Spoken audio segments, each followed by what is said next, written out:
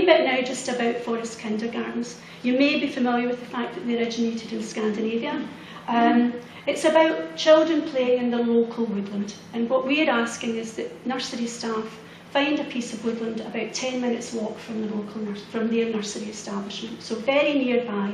It doesn't need to be huge Loch Lomond woods. It can be a very modest piece of ground with just a thicket of trees, because they're only wee children. So it's still important for them to get that access to nature. It's very much about being child-led and child-centred, and we make a great priority of children using their senses. We ask our forest kindergarten leaders to remember to be quiet, to listen, and to keep your hands off them and let them get on with it themselves, because they're very capable. So we talk about creative, fun and challenging experiences, and also adventurous activities, things that they're not able to do in an indoor environment. And that's what forest kindergartens are about. Very much about being in nature and using natural resources. You don't need to take a lot of stuff.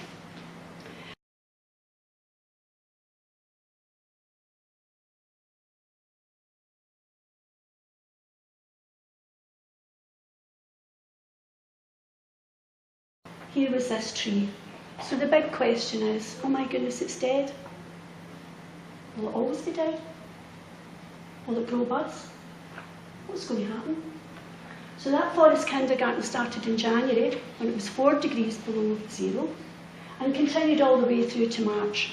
And all the way through those weeks that we visited the forest kindergarten, those children continually stopped and looked for signs of life on that tree. But importantly, the learning didn't just take place on the route to the forest kindergarten or during the forest kindergarten sessions. The learning took place back in the nursery when they went on to Mr. Google and they continued to research species of trees, the life cycle of trees, the way that the growth of trees is affected by the climate. All those things were happening and were prompted by that experience in their forest kindergarten.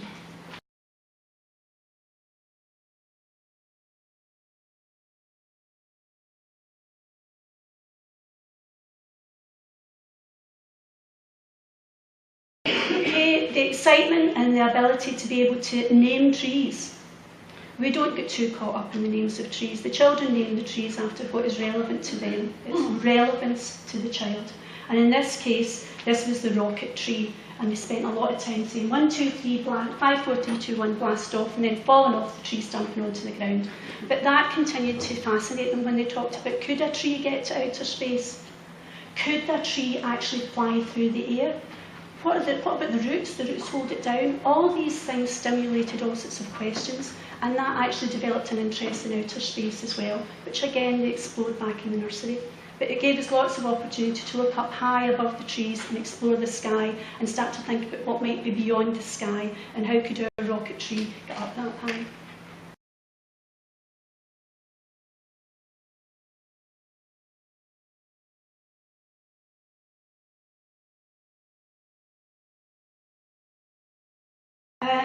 When we think about today's modern life and the children that we see each day and children we see in the urban environment, these are the kind of barriers to achievement that are present in modern life.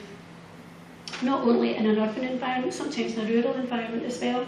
So you'll be familiar with many of these, the anxiety that nurseries have about litigation, nature deficit disorder. Children really don't know that milk doesn't only come from Morrison's and Asda or Tesco, and a very real anxiety that exists in local communities about the antisocial use of woodlands, because parents and other people, and very often our staff, are anxious about that's where the bad boys go, that's where everything gets dumped, that's where there's broken glass. So that's the situation, that's where we're at. What we would say also is that, as well as those very real barriers, children nowadays live very organised lives. They go to club after club after club, they've got homework, they'll maybe be tuned into whatever TV programme they want, and those highly structured experiences aren't necessarily the best thing for letting children grow in confidence, test themselves and get a sense of achievement. So that's another thing that's present in modern family life that we think forest kindergarten can compensate for.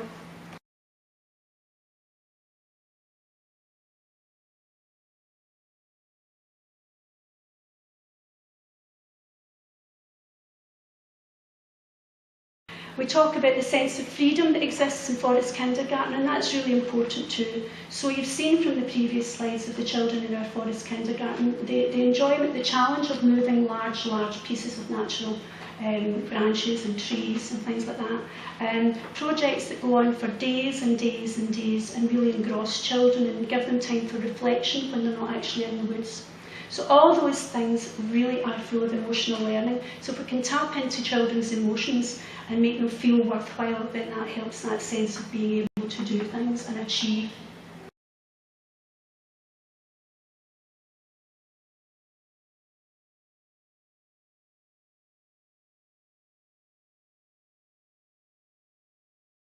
A wee bit here about the sensorial part of the brain and how it's really important that we use that to stimulate neural pathways.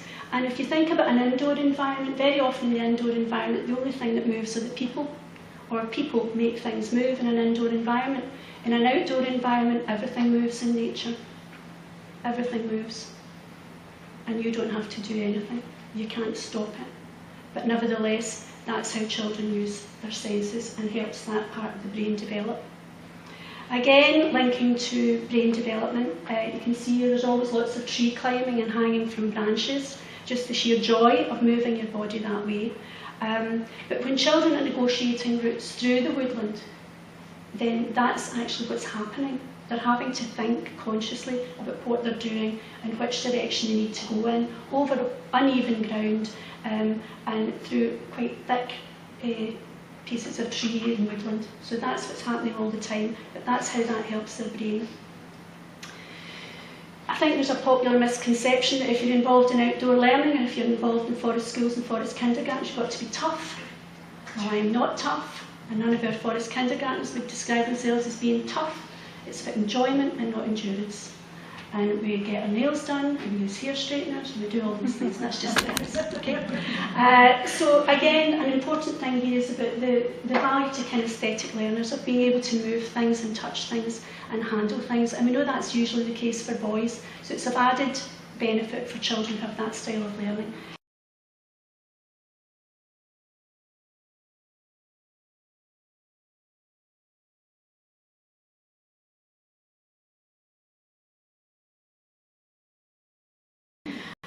I would say that we don't go into the woods to do an activity. That's something that we stress during the training. It's about giving children really, really rich experiences which are of meaning to them. We've talked about children being in nature, and obviously everybody goes, oh, what about the risk assessment? That's the scary bit. So our approach would always be that we start from the benefit to the child. The benefit to the learner is the starting point for any risk assessment. Thereafter, after the forest kindergarten leader has made a proper assessment of the correct site to the youth, and that's been risk assessed, after that we engage the children in discussions about what is safe, how safe is it, what could you do to keep yourself safe, what can we do so that we can enjoy our times in the woods without being hurt.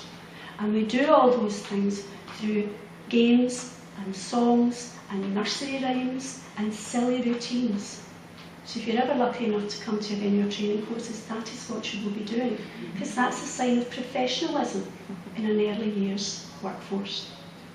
So it's all about fun and games. It's pitched at the child's level from adults who care about them enough to be silly.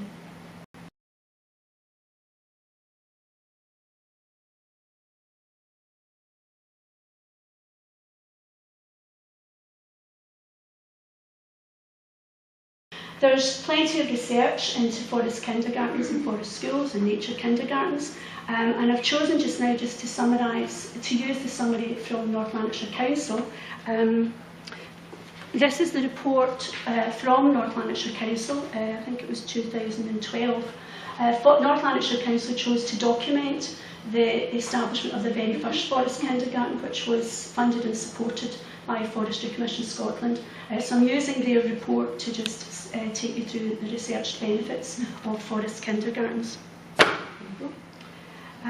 Okay, you can read all that yourself. Lots more opportunity to focus on tasks and concentrate for extended periods of time. This wee boy here learned to tie knots using our Sammy the Snake rope. And he became totally engrossed in that. He sat for long periods of time tying knots until he was so delighted one day that I hadn't noticed that he tied all the Sammy the Snake ropes into one huge knot, which they then chose to use as a football. But that kind of engrossing, being really engrossed in something, is something that we see all the time. It's a less stressful environment, and there's a positive impact on children who have ADHD. It's also got a positive impact on children with autistic spectrum. These are research benefits, but any Forest kindergarten readers will tell you that that is the case. That's what we see all the time. We don't have to go and read it in a research project. We know, we see it. And it has a very positive effect on memory. As I said earlier, the children revisit the Forest kindergarten site once a week and they remember things. Some children who go on to have a second block of Forest kindergarten sometime after the initial one, months later, will easily recall features of the Forest kindergarten site and easily recall the activities that were involved in there.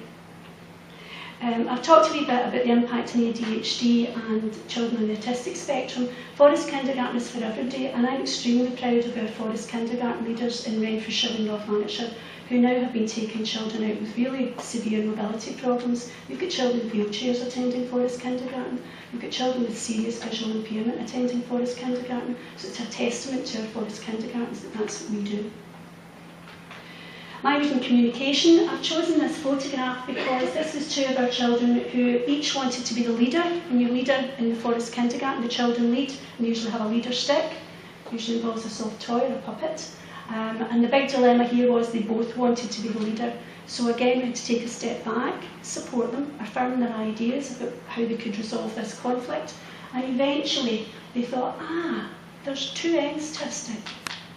You take that end, you take that end. And off we went happily back to the nursery that day.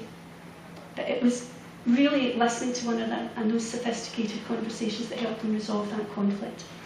As you can see here, more dangling from trees. Children definitely have more stamina. It's a big challenge for young children to travel even a 10-minute walk, sometimes a lot longer than that. Sometimes it involves public transport. But nevertheless, it's a huge challenge for them to keep going and exercising all that way before they even get to the Forest kindergarten site. And then the motor skills and the coordination and agility that develop, moving around the site, climbing trees and moving over rough ground. I'm delighted to say children's immune system is improved and children have less absences. And that's something that we all notice. It's rare that you don't have most of your children at a Forest kindergarten session. You can see here the children exploring this dead tree, so-called, but then we told them it was dead, and then they realised there was sap still coming from the bark, and there were insects living on it, so that became a source of fascination. So children really get that respect for the natural environment, and they become more involved in community activities, because remember, where we have our Forest kindergartens is public land.